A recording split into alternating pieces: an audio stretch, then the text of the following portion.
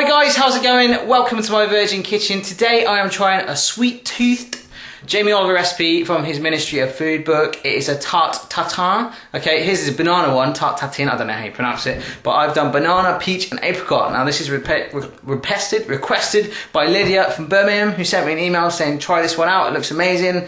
So this is what it looks like. Actually, there you go, I've done it. That is a Tarte Tatin, so it's like caramel and puff pastry, there's a banana in there, apricot, and it tastes blooming gorgeous. So without further ado, this is how I made it, and trust me, if I can make it, you can too.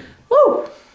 Right, everything guys, so how did I make that amazing dessert? Well, I don't actually know yet, because this is by the power of editing. I haven't made it yet, but you've seen what it looks like, and hopefully it looks good. As long as I can do it as good as Jamie did it in his video. Remember, I'm making a bit of peach and apricot in there with it as well. It was just a banana one, so we're mixing it up. You can add anything you want. So, let's see what we need.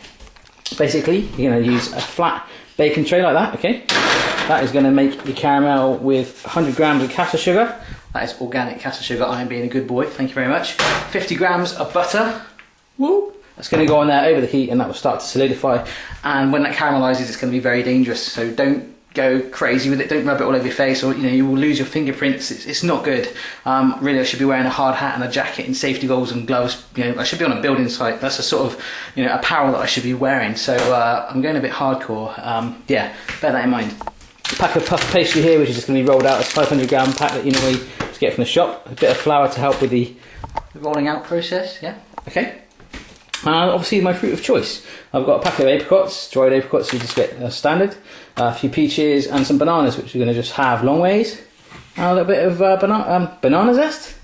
That is orange zest, my friends. Orange zest, and there is the evidence of the bold orange there in question. Remember, you can still eat this just because it is bold. It still has a heart, so cut it up and maybe make yourself a little squeezed orange juice on the side. So anyway, let's get cracking. The first thing I'm going to do is get the rest of my fruit prepared. So that's all out of the way, and then we can do the dangerous stuff. This is going to taste great.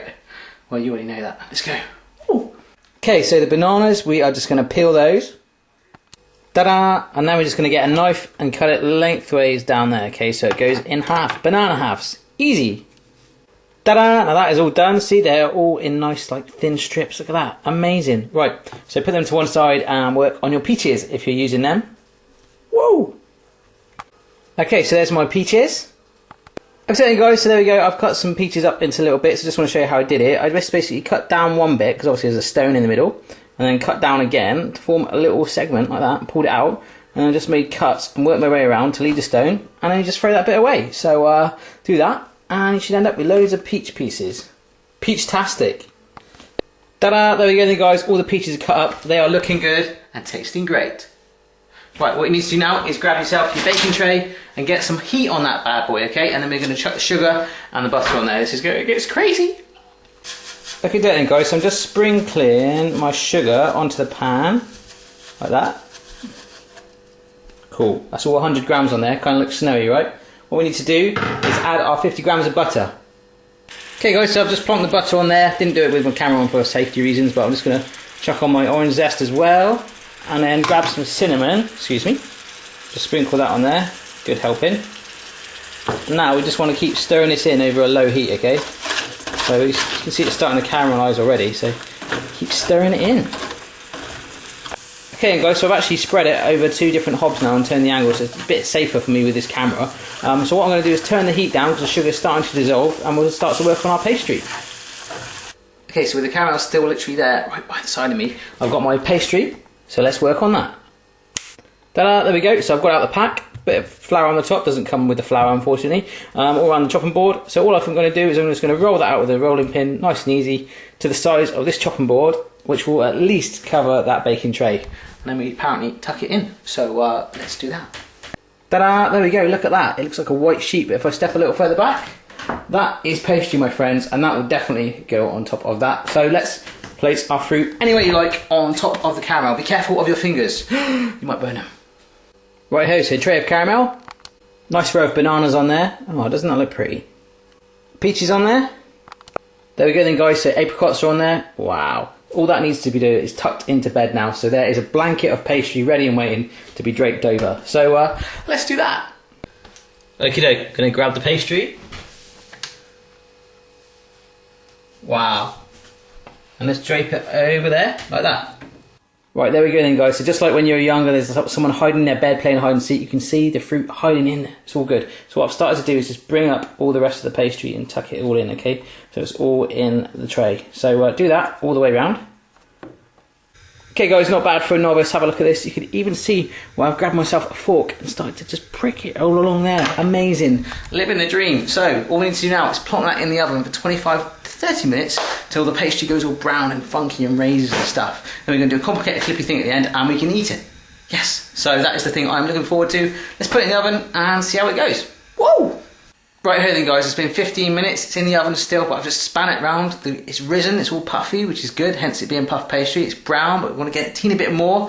Smell is amazing, feeling good, cha-ching. So what we're going to do now, I'm just going to quickly show you how we're going to flip it out of the tray once it's done, because if we leave it in there, apparently Jamie says it will set and stick in there and be there forever. So let's just show you what I'm going to do. I want you to visualise with me that this is our tray with the pastry risen, okay?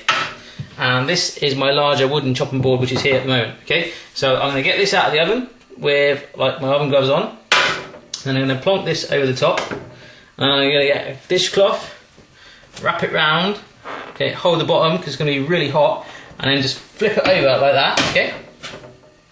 And hopefully take it off. I'm not going to do that on camera because if I get that wrong, I could end up burning my feet or other important parts of my body, and I might not ever be able to make these videos again, and I'll get really upset. So that's a little thing of what I'm going to do. So the next thing you'll see is hopefully this upside down in a bigger version with the Tarte Tatin in it. Amazing! Right here then guys, I just got it out of the oven. Check this out. Boom! Look how much that's risen. Amazing. So I've got to flip it now. Wish me luck. Guys, I flipped it and check this out. Ready? Ooh, that is looking good. So I've got to get rid of that rest of that tray and we'll cut it up and wow, yeah. There we go then guys, that looks fantastic. Look at the baking tray, there's nothing left on it. I can wash that up straight away. I won't get told off for ruining another baking tray. Amazing. So if I can make that, absolutely anyone in the world can. As Jamie says, pass it on. Like, I've just passed it on. So, you know, prove it to yourself. You can do it and tell a friend and make everyone happy and smile and stuff. So yeah, have a go for yourself. I'll see you on the next video. And love you. Bye. High five.